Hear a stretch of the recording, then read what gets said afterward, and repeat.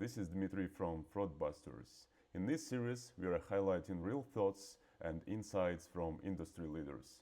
Today, I'm joined by Chen Zamir, founder of Native Risk fraud strategy consulting firm. Hen, the question today is that vendors often position themselves like they have 95% of precision and recall, but what's the real ground truth for that numbers? Does it really mean that in the production environment we will have only 5% of false positive followers if we use a solution with 95% precision? Unlikely. I think it is a well-known secret in the fraud industry that many vendors claim very high performance metrics. That might be true in some cases, and definitely I'm sure that every vendor has a couple of clients where their performance is very, very good and very, very accurate. 95% accuracy in my mind is very high. Is very high for fraud detection solution. By the way, I would even say it is too high, meaning if you do have 95% accuracy, it means that probably it comes at the expense of you letting too much fraud pass you by. But let's put that aside. That's a philosophical discussion for a different time. In most cases, I would say that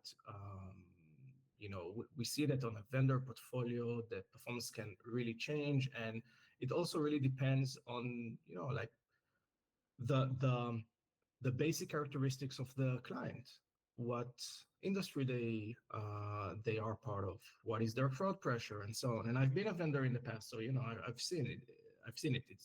You do have this variety across the portfolio, and obviously you have the vested interest in quoting the highest number that you could find.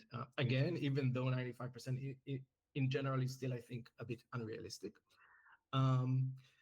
But even if somehow you're like the top performing client for that vendor, it is still unlikely that you would see only 5% false positive in your system, simply because the system is usually more complex than one vendor, and decisions usually are being taken by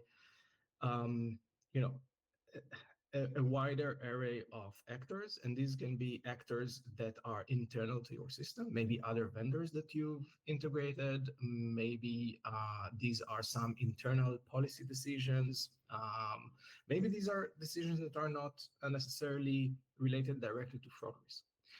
And on top of that, you also have external actors. This can be, for example, the issuer, if we're talking about cards. This can be, I don't know, right? It can be all sorts of players that sit on the transaction journey and can impact whether that transaction is being approved or not when we're speaking about transactions. And it is very unlikely that even if you have a vendor that is outstanding and your specific characteristics fit that vendor and they can give you the most optimal performance ever, it is very unlikely that this would mean that in reality, in production, this is what you would see as well. Great. Thank you, Han.